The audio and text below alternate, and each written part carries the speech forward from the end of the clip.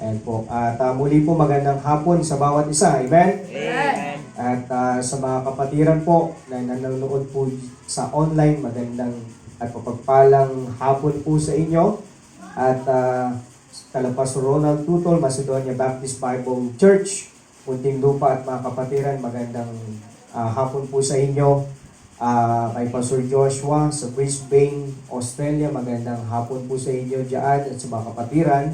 At maging sa Tanay Rizal, Pastor James Paul Tarjo ng Macedonia Baptist Bible Mission dyan po sa may Tanay Rizal. Magandang hapon po sa bawat isa. Magandang araw po sa bawat isa, mga minamahal na kapatid.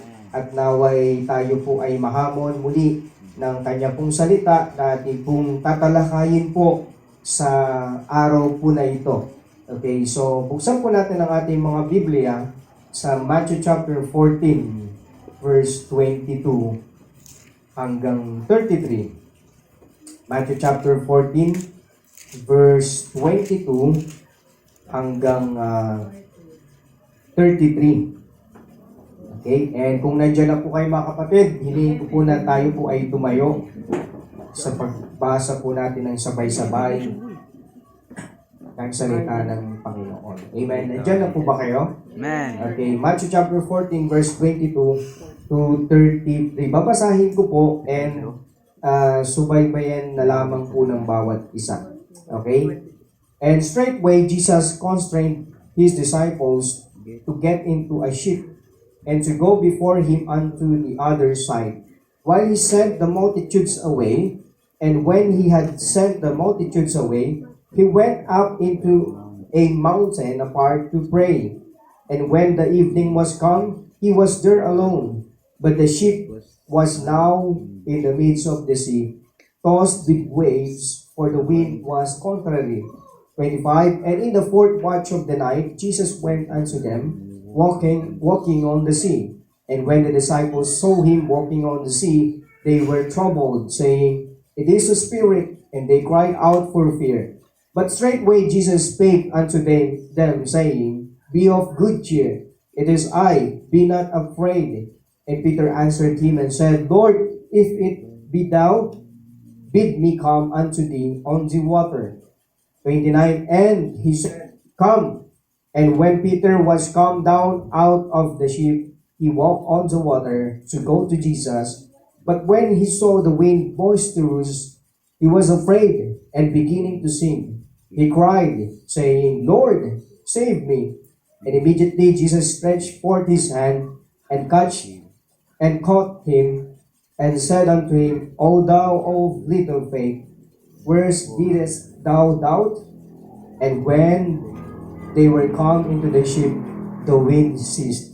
Then they that were in the ship came and worshipped him, saying, Of a truth, thou art the Son of God. Okay? Tayo po'y manalangin. Pagpalang Diyos, pagpalain niyo po ang inyo pong salita na mahahayag po sa araw na ito. Pangunahan niyo po kami, Panginoon, at tulungan niyo po kami mahamon ng inyo pong mga salita. Bigyan niyo po kami lakas sa bumula sa iyo. Bigyan niyo po kami ng talino sa pangalan ni Jesus. Amen. Mga kapatid, makaupo na tayo. Salamat po. The title of message, What Troubles You? What troubles you? Ano ang gumugulo sa atin? Ano ang gumugulo sa iyo?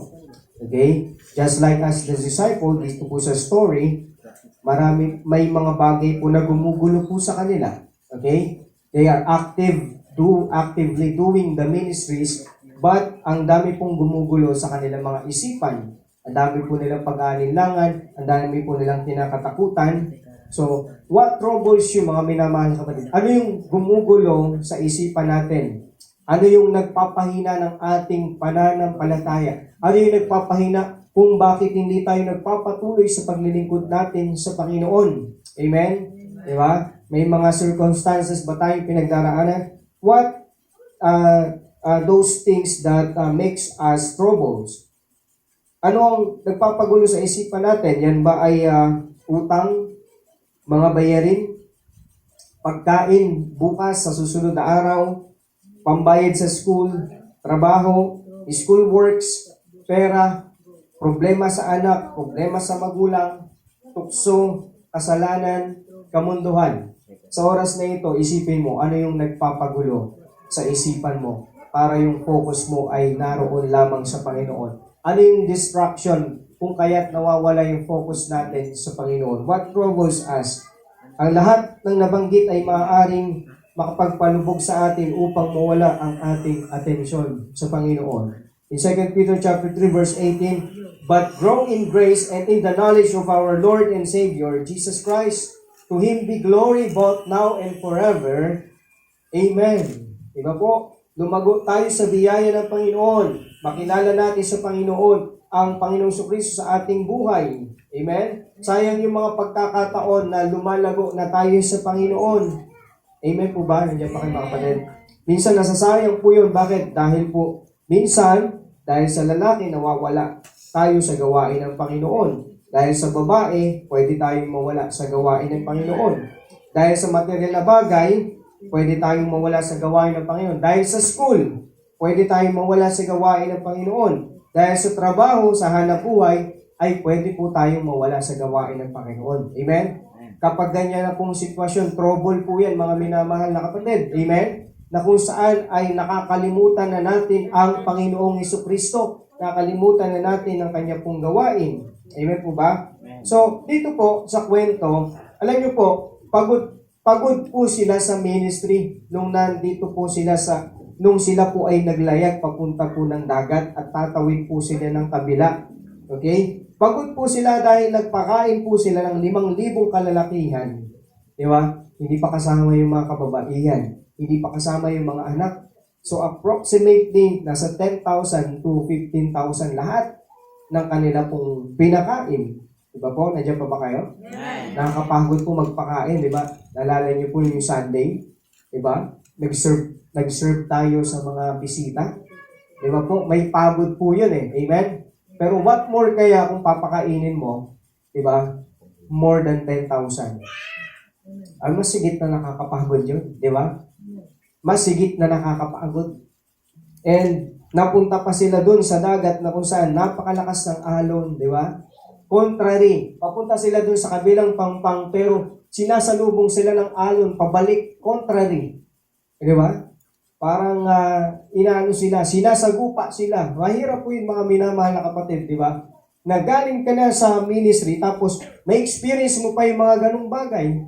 Amen? And that time, hindi pa nila kasama yung Panginoong Jesucristo dun sa ship. Wala si Jesus Christ. Si Jesus Christ nandun, nag-pray. Amen? Umakyat muna siya ng bundok to pray. Di ba? At magandang makita natin sa buhay ni Jesus Christ, after ng ministry, di ba, nagpasalamat siya sa Panginoon. Nag-pray siya. Amen? Di ba po? After the victory, nagpakain sila, nakapagturo sila ng gospel dun sa mga tao. Di ba? After that, ano nangyari? Si Jesus Christ hindi nakalimot sa Panginoon. Hindi nakalimot na manalangin. Amen?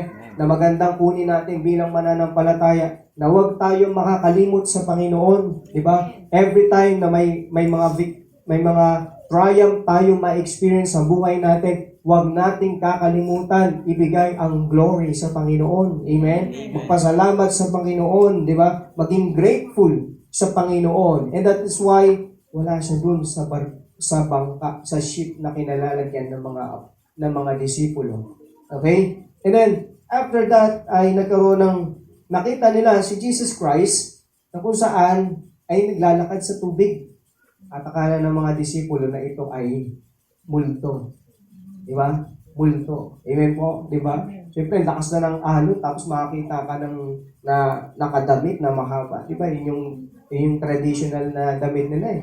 Di ba? So, akalain talaga na multo. Amen? Kahit naman siguro kung sino sa atin, tapos nakalutang sa dagat, ang lakas ng alon, di ba? Mga kapatid, akalain talaga natin na multo. At doon po, natakot po itong mga disipulo, mga minamahal na kapatid, di ba? Ghost, may multo, di ba? Pero nung siya papalapit, sabi ng Panginoon, "Be of good cheer, it is I. Be not afraid."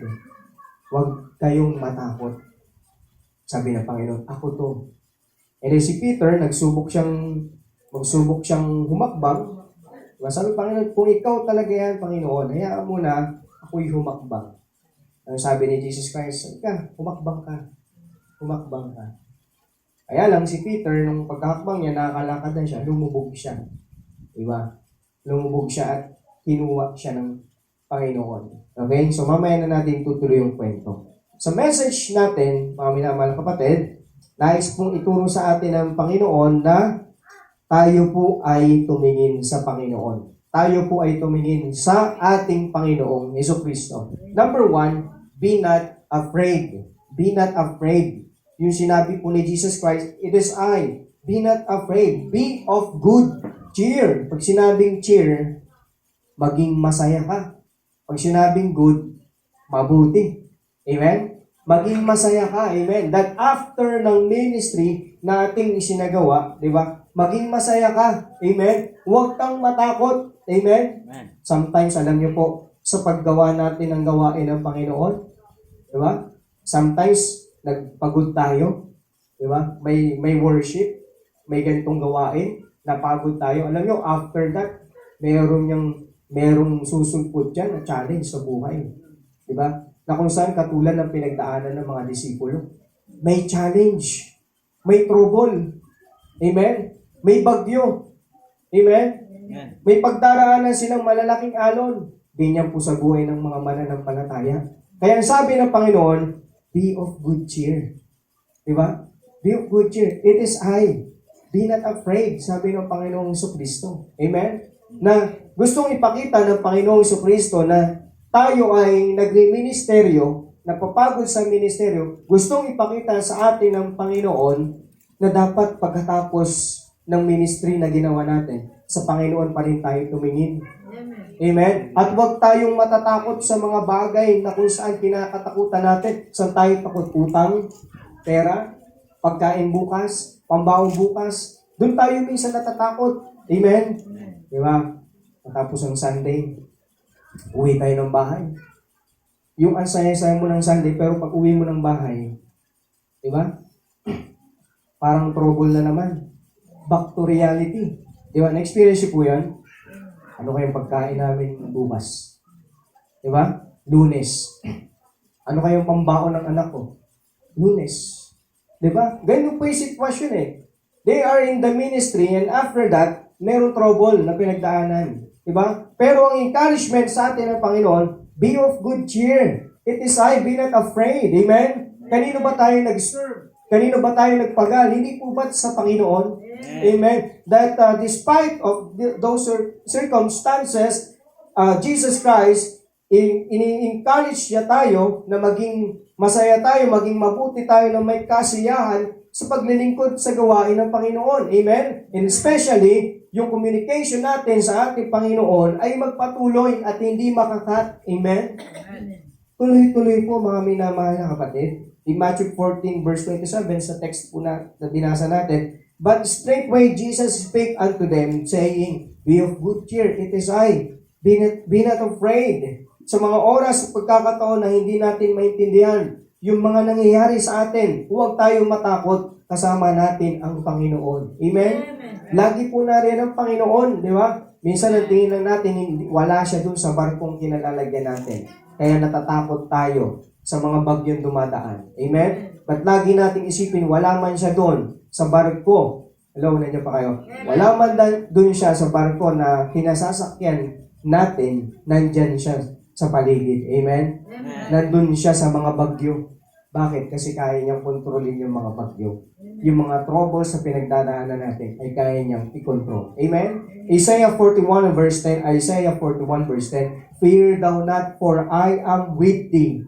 Fear not. Diba? Huwag matakot. I am with thee. Diba? Ako ay nasa iyo. Hello? Amen? Ako ay nasa iyo. Ibig sabihin, kasama mo ako. Andito ako. Huwag kang matatakot, kaibigan, kapatid. Huwag kang matatakot. Be not dismayed. Diba? For I am thy God. I will strengthen thee. Yea, I will help thee. Yea, I will uphold thee with the right hand of my righteousness. Diba? Itataas kita, sabi ni Jesus Christ. Amen? Sasamahan kita. Amen? Sa mga trouble na pinagdaraanan mo, magtiwala ka lang sa akin. Amen? Be not dismayed, mga minamahal na kapatid, kapag nandyan po at huwag tayong matatakot. So, why are the disciples afraid? Bakit yung mga disipulo natatakot? Natakot? Una po, because they feel that they are not with the Lord. Okay? Pangalawa, because they have little faith.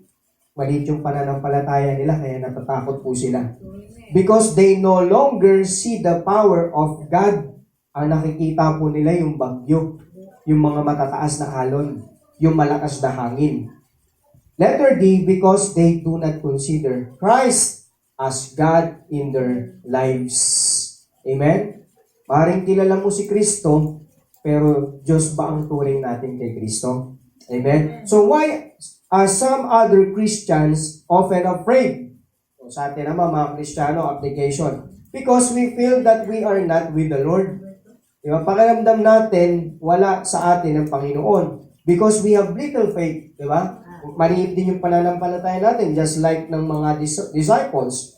Because we no longer see the power of God. Hindi natin nakikita yung kapangyarihan ng Diyos sa buhay natin. Because we do not consider Christ as God in our lives. Hindi natin kinukonsider si Kristo na Diyos ng ating buhay. Amen? Kaya nga sabi ng 2 Peter 3:18, but grow in grace and in the knowledge. Hello? Gaano po ba natin kakilala ang Panginoong Kristo? Alam po ba natin na Diyos si Kristo? O alam lang natin tagapagligtas lamang si Kristo? Di ba? Na ililigtas tayo dun mula sa kapahamakan ng impyerno. Mga kapatid, kasama po sa pagkilala na sa Panginoon na siya ay Diyos, Panginoon at tagapagligtas. Tatlong bagay po yan. Panginoon, siya yung dapat nasusunod sa buhay natin. Tagapagligtas, siya yung tagapagligtas natin mula sa kapahamakan. And Diyos, ibig sabihin, He is powerful. Siya ay makapangyarihan. Amen? And nothing is impossible with God. Amen? Walang imposible sa Panginoon. Lahat ay kaya niya pong gawin, mga minamahal na mga kapatid. Psalms 27 verse 1, the Lord is my light and my salvation. Whom shall I fear? Diba po? Sabi po sa Psalms, ang Panginoon ang aking liwanag at ang tagapagligtas. Kanino ako matatakot? Amen? Diba? Matatakot ba tayo na wala tayong pagkain sa susunod na araw pagkatapos ng Sunday? Amen? Matatakot ba tayo na wala tayong pambayad sa upa? Amen? Di ba? Siya yung liwanag, siya yung tagapagligtas. Di ba? Yung lesson nga namin sa Bible School, yung nung nilikha ng Diyos ang buong mundo, gamit lamang ang salita at yung kanyang finger, kamay. Di ba? Turo-turo lang, magkaroon ng nagkaroon ng lahat. Pero nung nilikha niya yung tao, hinulma niya. Hindi niya sinabi lang, hinulma niya. Nag-effort siya. Nung ililigtas niya rin yung tao, nag-effort din siya. Bumaba siya, pinako, di ba? Namatay, nilibing, nabuhay muli. Amen? Di ba? Pinakita ng Panginoon, pinakita ng Diyos, na kung yung bagay nga na imposibleng mangyari na may ligtas tayo sa impyerno, nagawa niya, paano pa kaya yung mga pangangailangan natin sa bawat araw? Paano pa kaya yung mga iniisip natin na mga suliranin sa bawat araw na hindi niya kayang ibigay? Amen? Maging tapat lang tayo sa Panginoon. Amen? Let us increase our faith. Lakihan natin yung pananampalataya natin. Taasan natin yung ating pananampalataya. So, when trouble comes, be not afraid. Amen? Kung may problema, huwag tayo matakot. Pangalawa, come to Jesus. Come to Jesus, Matthew 14:29. And he said, come. And when Peter was come down out of the ship, he walked on the water to go to Jesus. Amen? Si Peter, nung sabi niya, Panginoon, kaya mo kung pumunta dyan, nakalakad si Pedro sa tubig. Amen? Nakalakad si Pedro sa tubig. Sa lahat ng disipulo, siya lang ang nakagawa nun, na nakalakad siya sa tubig. Matapang si Pedro. Isa sa karakteristik ni Peter, siya ay aggressive.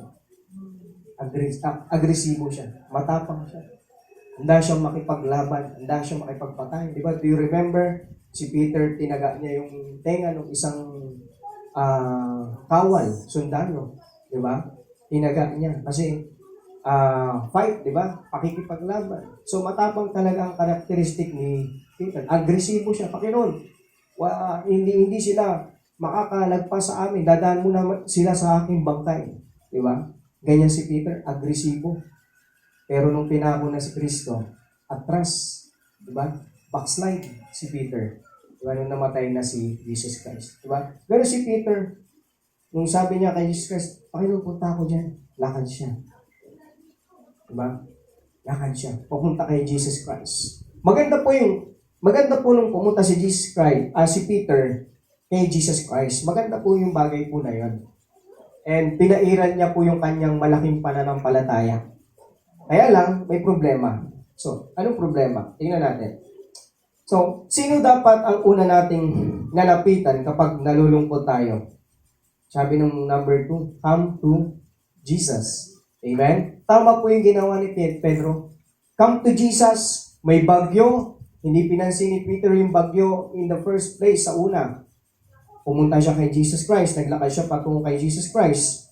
Sino dapat ang una nating lalapitan kapag nanghihina tayo? Jesus Christ. Amen? Sino ang dapat ang una nating lalapitan kapag nawawalan tayo ng pag-asa? Jesus Christ. Sino dapat ang una nating lalapitan kapag nangailangan tayo ng tulong? Ang Panginoong Jesucristo. Amen? Bakit ibang nilalapitan natin? Di ba? Kung minsan, sabi nga ni Pastor Yanesa, di ba? Pag may problema, lumalapit tayo sa Bombay. Di ba? Amen? Hindi tayo dumalapit directly sa Panginoon. Di ba? Inuuna natin yung utang. Hindi natin iniisip yung Panginoon. He can provide. Amen?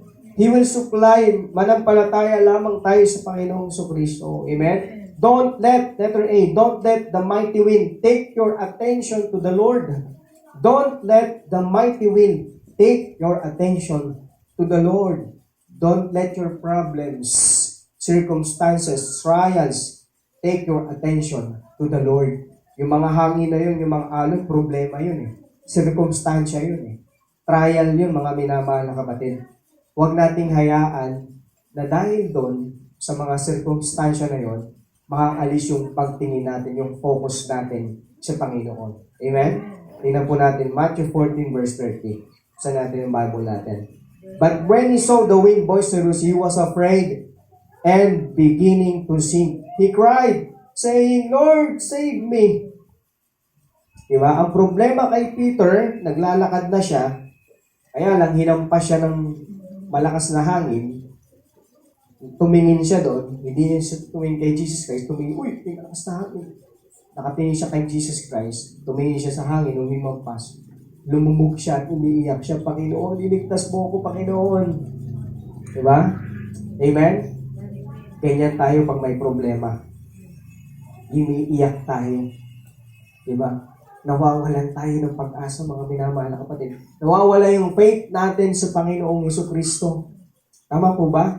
Bilang tao, natural po, nangyayari po yung mga bagay na yun. Pero ini-encourage po tayo ng Word of God. Ini-encourage tayo, come to Jesus. Amen? Ibig sabihin po, huwag tayo magpapadala sa mga hampas ng hangin. Huwag tayo magpapadala sa mga problema. Amen po? Malaki ang dagat, di ba? Napakalaki ng dagat. Mga minamahal na kapatid. Kumbaga yung sitwasyon nila Peter that time, ang laki ng problema. Pwedeng mamatay si Peter. Malunod siya, lumubog. Amen? Diba po? Alam niyo po, yung hampas po ng dagat, ng hangin sa isang dagat na kung saan ay tapos maglalakad ka doon and lumulubog ka, hindi basta-basta yung alon doon. Tatangayin ka talaga. Okay? Tatangayin ka na, hahampasin ka talaga at ilalagay ka talaga sa malalim na parte ng karagatan hanggang mamatay ang taong mapupunta doon.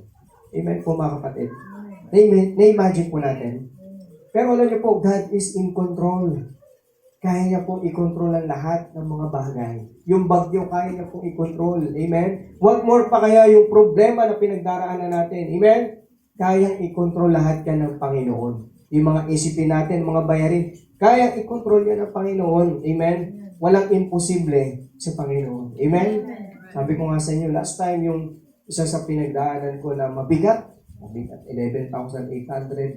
Pero alam niyo po, sabi ko sa Panginoon, you are in control. Sabi ko sa Panginoon, you are in control. Wala akong 11,800. Wala akong 5,000. Panginoon, i-control mo to. Ito ang bahala dito, Panginoon. Hinihiling ko to sa inyo.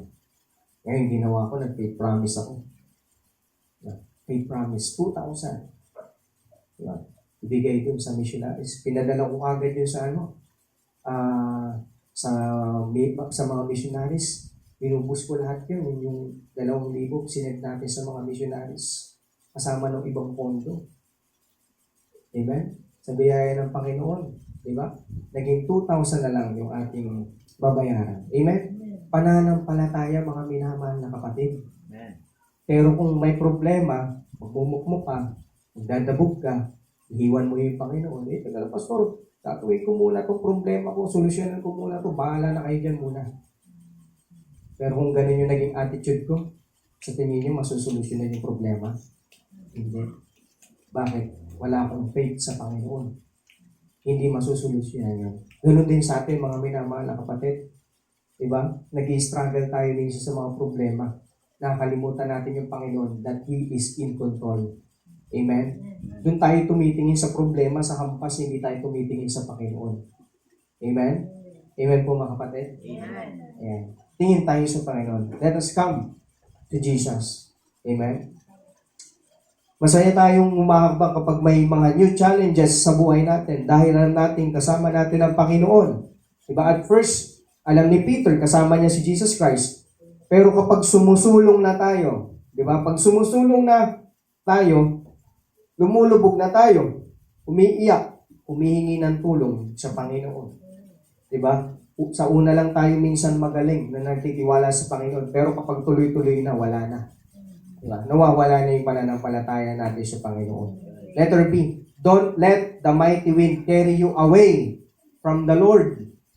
Diba? Yung hampas ng hangin, pwedeng mawala siya sa Panginoon si Peter Kasi palubog na siya, pailalim na siya Nagigets po ba yung kwento? Diba? Huwag nating hayaan na yung malakas na hangin makapagpalayo sa atin sa Panginoon. Diba? Yung una po dyan, yung problema kapag problemado tayo, yung focus natin mawawala sa Panginoon Kasunod yan, yung lakad mo wala na sa Panginoon. Diba? Yung desisyon mo wala na sa kalooban ng Panginoon. Yan yung kasunod kapag may problema. Diba? Paulit-ulit na sabihin sa atin ng Panginoon, do not be afraid. Amen? Kung baga gusto nyo sabihin ng Panginoon, it is I, ako to. Hindi mo ba ako kilala, Pedro?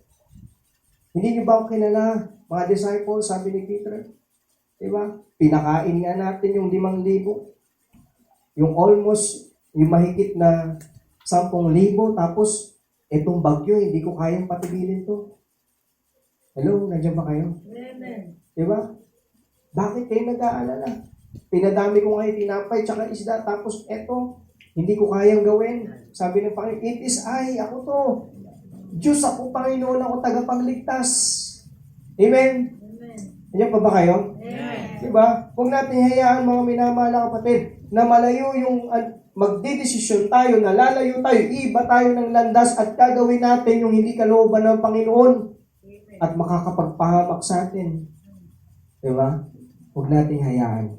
Peter walked on the water to go to Jesus. Peter saw the wind, boisterous, and was afraid. Marahil 1 taon ka pa lang bilang mananampalataya, o baka naman 2 taon na, 3, 4, 5, kamusta ang pagpapatuloy natin bilang isang mananampalataya sa Panginoon? Lumalakad pa din ba tayo sa landas patungo sa Panginoong Hesus? O natatangay na tayo ng malalakas na hangin? Hello? Maaaring nagsasamba ka dito, maaaring nag-a-attend ka, pero baka natangay ka na ng malakas na hangin.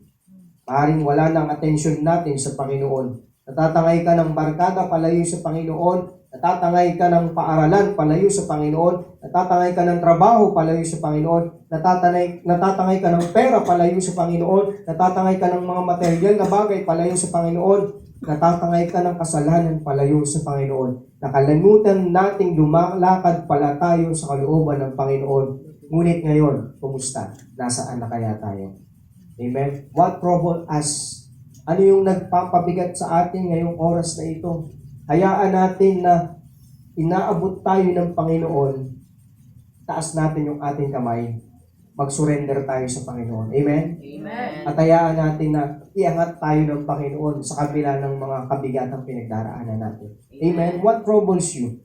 Naroon tayo sa bagay na hindi kalooban ng Panginoon para sa atin. Naroon tayo sa bagay na mapandarayang nagbibigay ng kasiyahan sa atin. Naroon tayo sa kasaganahan na nagpapalayo sa atin sa Panginoon. Naroon tayo sa kasalanan na nagpapahiwalay sa atin sa Panginoon. Naroon tayo sa kamunduhan na inalis tayo sa kalooban ng Panginoon. Siguro ngayon, masaya tayo sa bagay na yan. Siguro ngayon, natutuwa tayo sa bagay na yan. Pero tignan natin ang tinutungtungan natin. Baka dahan-dahan na tayong lumulubog. Katulad ni Pedro. Anumang bagay na nakakapagpalayo sa atin sa kalooban ng Panginoon ay magdudulot sa atin na lumubog at malayo sa Panginoon. Hindi ka man nakalubog ngayon, nakikita mo na lang isang araw na nasa ilalim ka na. Diba? Nakatingin ka doon, nandun yung tubig. Nakatingin ka sa taas. Nawala ang lakas ng hina. Diba? At hindi na makaahon. I remember si Samson nung siya ay nanghina, di ba? Nawala sa kanya yung Panginoon dahil siya ay pumili ng maling bagay. Nawala yung lakas niya, nanghina, hanggang binalik ng Panginoon yung lakas niya. Kaya lang huli na ang lahat. Di ba? Namatay din si Samson. Pero ang maganda makikita natin doon na kapag humingi tayo ng lakas sa Panginoon, ibibigay niya. Pag bumalik tayo sa kalooban ng Panginoon, ibibigay niya. Kapatid, kung nasa ilalim ka man ngayon, hingin mo ang tulong ng Panginoon. Hindi ang Panginoon ang naglagay sa atin doon sa ilalim na parte, desisyon natin sa buhay yun. Amen? Kung bakit tayo nalalayo sa Panginoon, desisyon natin. Hindi yun gusto ng Panginoon. Psalm 51 verse 7 to 12, tingnan niyo po sa Bible. Psalm 51 verse 7 to 12, purge me with hyssop, and I shall be clean. Wash me, and I shall be whiter than snow. Make me to hear joy and gladness, that the bones which thou hast broken may rejoice. Hide thy face from my sins, and blot out all my iniquities. Create me a clean heart. Sabi niya sa Psalms, bigyan mo ako ng malinis na puso, aking Panginoon. Hello? Amen? Malinis na puso, create me a clean heart, and renew a right spirit within me. Renew, baguhin. Amen? Cast me not away from thy presence, and take not thy Holy Spirit from me. Restore unto me the joy of my salvation, and uphold me with thy free spirit. Amen? Mga kapatid, di ba? Nasa oras ng panghihina natin sa buhay natin, hilingin natin sa Panginoon. Alisin natin yung kasalanan, lahiwan natin yung karumihan. Hilingin natin sa Panginoon na bigyan tayo ng malinis na puso at i-renew yung ating spirit. I-renew yung ating buhay. At huwag malayo sa presensya ng Panginoon. At i-restore ng Panginoon yung kaligayahan ng ating kaligtasan. Amen? When trouble comes, be not afraid. Come to Jesus, and last, increase our faith. Increase our faith. Amen? Kapatid, bawat araw dapat po nag-increase yung faith natin, hindi bumababa. Everyday po dapat nag-increase po yung faith natin. Everyday dapat po ang pagkakilala natin sa Panginoon Kristo ay pataas po ng pataas. Hindi po dapat bumababa. Matthew chapter 14 verse 31. Tingnan po natin. Verse 31, and immediately Jesus stretched forth his hand and caught him and said unto him, O thou of little faith, wherefore didst thou doubt? Ang liit ng pananampalataya mo. Bakit ka nagduda? Hello? Kapatid, kaya mong sabihin ko to sa iyo that every time na magdududa tayo sa kapangyarihan ng Panginoon, maliit ang pananampalataya mo. Diyan pa ba kayo? Amen. maliit yung pananampalataya mo every time na magdududa ka sa Panginoon. Kapag maliit ang pananampalataya natin sa Panginoon, balik tayo doon. Be not afraid. Pangalawa, come to Jesus. Pangatlo, increase our faith. Hello? Pag lumiit ang pananampalataya, natatangay tayo ng mga hangin, huwag kang mahiyang aminin sa Panginoon. Kasi tutulungan niya tayo. Huwag tayong ma-pride. Hello? Minsan kasi ma-fried chicken tayo di ba? Hindi ako nahina, kaya kong gawin to, kaya kong solusyonan to. O sige, gawin mo. O pagdating ng dulo, ano nangyari sa'yo? Di ba? Experience naman natin yan kapag ginawa natin ng sa sarili natin at hindi tayo nagtiwala sa Panginoon, ano nangyayari? Masusolusyonan nga, pero masaya ka ba? Hello? Di ba? Malungkot ka pa rin. Parang kang wasted, parang kang kulang. Bakit? Hindi kasi tayo nagtiwala sa Panginoon. Amen? Kaya let us increase our faith, mga minamahal na kapatid. Amen? In times of trouble, the Lord is our hope. Little faith will cause us to trouble. Naintindihan niyo po? Little faith will cause us to trouble. Ang maliit na pananampalataya ay magdudulot ng trouble, kapahamakan. It misleads us. It will cause us to be deceived. Pag maliit ang ating pananampalataya, tayo po ay madadaya at maliligaw po tayo. Kaya letter A, God is always in control. Tandaan natin, God is always in control. Matthew 14:32, and when they were come into the ship, the wind ceased. Nung nandun na siya, nung tumapak na si Jesus Christ doon sa ship, sa barko, ano nangyari po sa hangin? Pumayapa. Amen? Bakit? Because God is in control. Amen? God is in control. Letter B, Jesus Christ is Almighty God. Amen? Kung hindi kayo naniniwalang Diyos si Kristo, naniniwala akong Diyos si Kristo. Siya'y tagapagligtas. Siya'y Panginoon. Siya'y Diyos. Makapangyarihan sa lahat. Amen? Amen. Amen po? Amen. Wala nang mas tataas pa sa Kanya dito sa lupa. Amen? Kahit sino pang sugo yan o anghel yan, walang tataas sa Kanya. Hello? Amen? Bakit? Dahil siya is a Almighty God. Matthew 14 verse 33, then they that were in the ship came. Kita niyo po, anong ginawa nila? Kung pumayapa ang karagatan, ang hangin. In verse 33, then they that were in the ship came and worship Him. Sinamba. Pwede bang sumamba sa hindi Diyos? Pero sumamba sa rin dito sa Panginoong Kristo. Bakit? Because they believe that Jesus Christ is God. Amen? They believe that Jesus Christ is God. Amen? Saying, of a truth, thou art the Son of God. Di ba? Kumbaga, doon nabuo yung kanilang confidence. Na-realize na bumalik, nag-flashback. Pinakain niya, dumami yung tinapay. Yung 5 tinapay, dumami yung 2 pirasong isda. Dumami. Nagkasobra pa ng 12 na basket. Nag-flashback. Lahat sa isipan nila yun.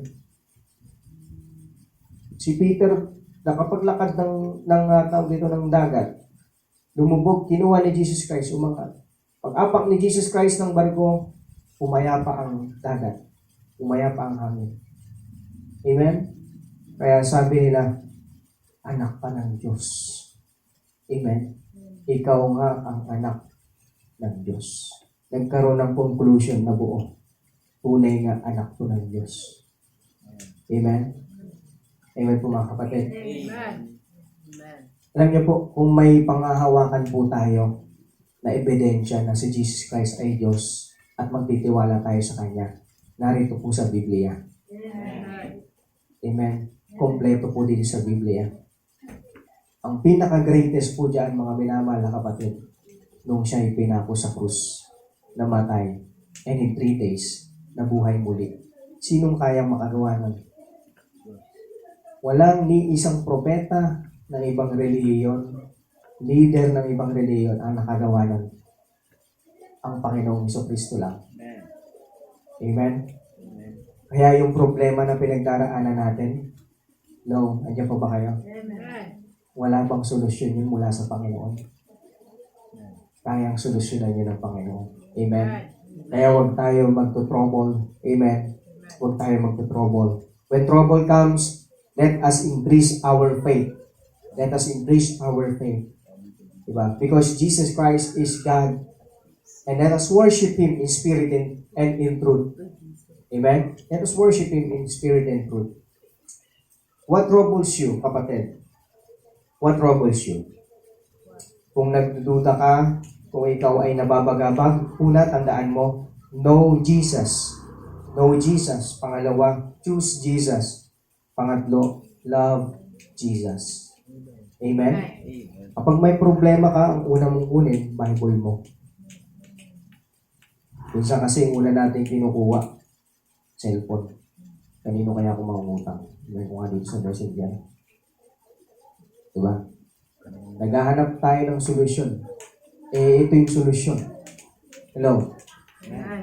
Kunin mo yung Bible mo, lumuhod ka, humingi ka ng wisdom sa Panginoon. Panginoon, anong gagawin ko? Tulungan mo ako. Pumunta ka sa barko ko. Umapa ka sa bangka ko, Panginoon. Kausapin mo, Panginoon, basahin mo yung Biblia.